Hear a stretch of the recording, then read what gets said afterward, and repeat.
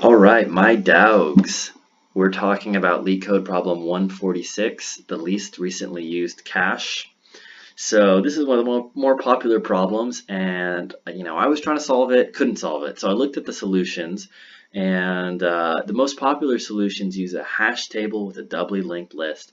I spent a lot of time trying to make sense. Okay, how does this work? How did they derive this solution? My solution is a build upon that solution. So in this video, I'm going to explain the problem definition, how to think about the problem definition, and how you can yourself go through a train of thought to come up with such a solution like that hash table doubly linked list solution, and then the execution. You have a cache and you're adding key value pairs to the cache, and then you're also accessing the cache. Whenever you put an item in the cache or you get an item from the cache, that item is recently used. So if you're at max capacity, you got to start deleting or evicting items, and the item that you evict is the least recently used. So we're going to just do this example right here. So our cache in this example has a capacity of 2. And the first line is we put key value pair 1 and 1 in our cache. So I'm going to put that right here, 1, 1. That's in our cache. All right, now we want to put 2, 2 in our cache. We can do that. Now we're at max capacity. Since 1, 1 was put first, we call, oh my goodness, okay, we call this our, oh my god, palm rejection does not really work. Oh.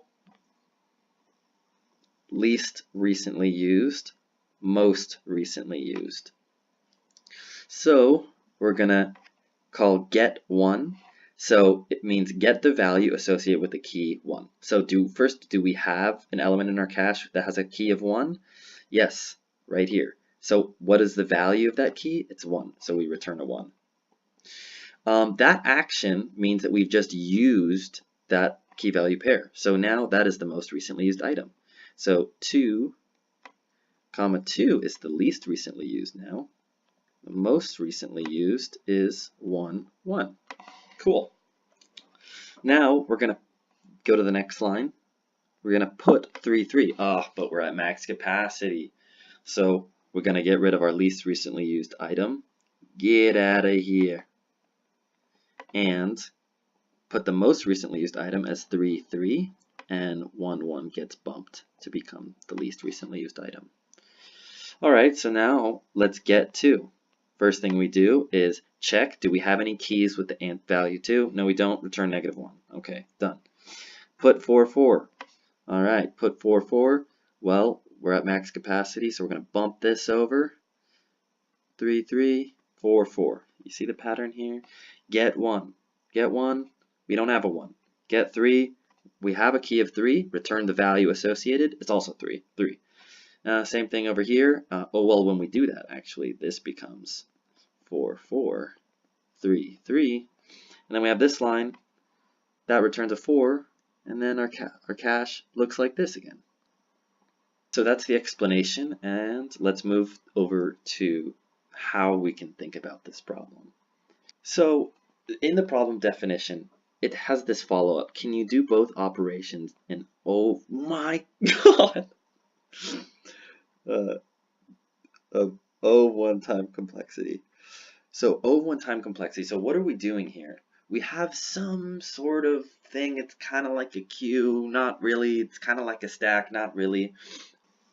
Something O1 time complexity for both operations. So to put, we need to put something in O of 1 time complexity. We need to get something in O of 1 time complexity.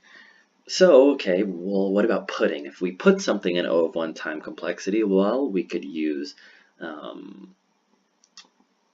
maybe a linked list, maybe a hash table would probably be best. That's the first thing that comes to mind is a hash table.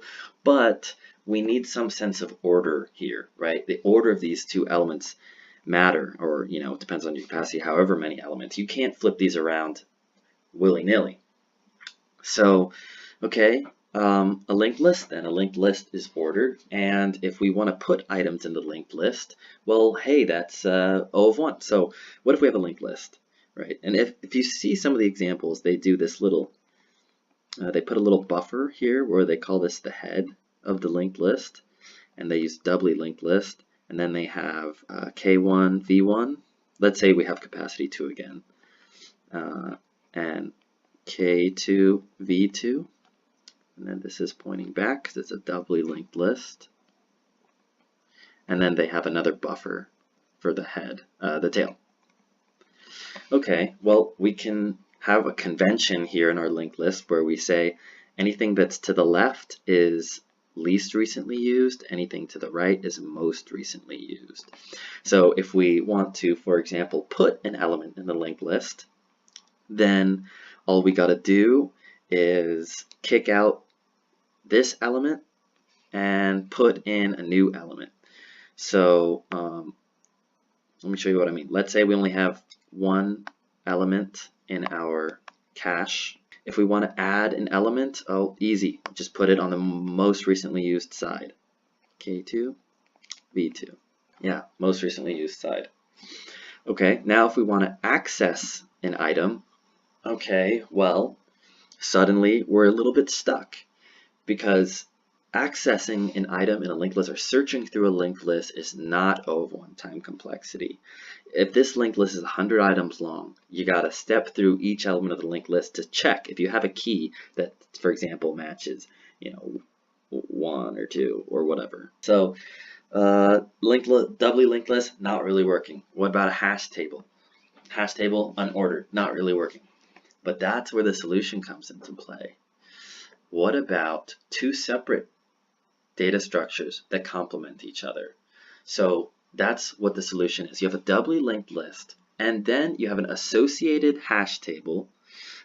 In Python, my solution's in Python, so I call it a dictionary. Alrighty, now let's do the same example using our complementary data structures here. We have an empty linked list, and we have our empty dictionary or hash table. So the first thing, we're going to put our key value pair 1, 1. So we're going to put it right before the tail. Now that means that we have our linked list now looks like this. Perfect. And now what we do here is we take the same key, 1, put it in our dictionary, but what we put in the value of the dictionary is actually a pointer to this node in the linked list. And that pointer allows us to have instant access to the linked list, O of 1 access, and searching, I mean. So in Python, there's no pointers, so we just store the address of that variable, of that object into a variable. Let's continue. We're adding an item. We are not at capacity, so what we're going to do is insert the item right before the tail. So we're going to take that and we're going to insert it right there. So our linked list is going to look like this. Now we got to do the same thing. We got to put our key 2, and the value is going to be that pointer, reference, address, whatever language you're using, to that node. Now we're going to get 1. Get 1. First thing we're going to do an instant lookup in the dictionary. Is there a key in the dictionary with a value 1? Yes. Okay. We're going to jump to that object. Oh, it's not pointing the right place anymore. We're going to jump to that object. And we're going to just return this one. So we return it. Before we do that, though, we now know that this key value pair 1, 1, this item was most recently used. So how are we going to put it over on the most recently used side? Well, the clever way to do it is simply to temporarily put it up here in a temporary object, delete it, and then add it as if it were a new node. And then, our policy says we add new nodes before the tail, which means that our new linked list would look like that. Boom. Same objects, different orders. Okay, so the first thing we want to do is create our doubly linked list. So it's going to be made up of nodes. So we have our class node, and we have our method, our initialization method. Okay, so each node has a key, value, address of the node in front of it, or next, or the address of the node behind it, previous. Adding our LRU Cache class that was given to us in the LeetCode problem In our constructor, we will now have our members. We've got capacity. We've got our blank dictionary. Yeah. We've got our linked list head, the buffer. We've got the linked list tail, buffer. The head.next is going to the tail. Tail.previous going to the head. So we've got an empty linked list. We've got an empty dictionary. So the next method we're going to have in our class is add. This is for adding nodes to our linked list. So in this problem, we're only ever going to add items to the tail of our linked list because that's our most recently used side. If we're ever adding something to the linked list, that automatically makes it the most recently used. So let's say we have add our node. In this case, I'm going to just give a node 1, 2. All right. So this is our node. Node. All right. P equals self.tail.previous. So this is P. And P.next, which is this arrow, will now be pointing to node. So node. Yeah. All right. Then node.previous is equal to P. Boom. Node.previous is equal to P. Node.next is equal to self.tail. So node.next, self.tail. And self.tail.previous, which is this arrow, is now pointing to node. Boom. All right, now we successfully added our node to our linked list. All right, next method in our class is remove, for removing items from our linked list. So we have our node, and we say P equals node.previous. So we're going to call this P. P will be the address to this node. And P.next, which is this arrow, will point to node.next, which is this node. So it'll look like that. And then node.next is this node. Dot previous is this arrow. Set that arrow to point to P. Boom, point to P. So now you're left with this node with no references to it. The garbage collector will pick that up, delete it, and your new linked list is very tasty. We removed the node. Okay, so take a look at our put method. So if the key that we're going to put into our LRU cache is already in the dictionary, let's go ahead and remove it from the linked list, delete it from the dictionary. You might say, Evan, why are we removing? I thought we were putting. Well, this is where we add. And the point is, if the key is somewhere in the middle of the cache, when we put it, we overwrite it, but we're going to put it at the most recently used section of the cache. And this will always do most recently used adding. So we're going to delete it, we're going to add it back. It may have a different value though, keep that in mind. Then, the second case is if the capacity is full. So if you reach the capacity, then you need to remove the least recently used element before adding the new element. Now, the least recently used element is always the element right after the head. So the item right after the head, we call it N, we remove it, and we delete it from the dictionary. All right, then you go ahead and you make a new node with the key and value of your put it in the dictionary, and add it to the linked list. We've seen this. Okay, last method, get, we're going to learn through example. So if this over here is the current state of our LRU cache, and let's say we call get 1.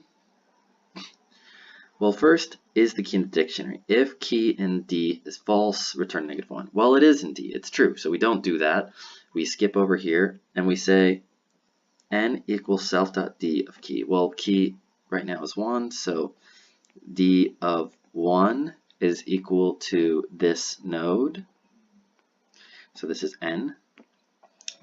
What do? We remove it, then we add it right back. Why are we doing that? Because when we remove it and we add it, our adding policy always moves it here, right behind the tail. So that means we get 6, 2, 1, 2. And then we return, and it's still n, we return n.val, which is 2. And there you go, LRU cache, done.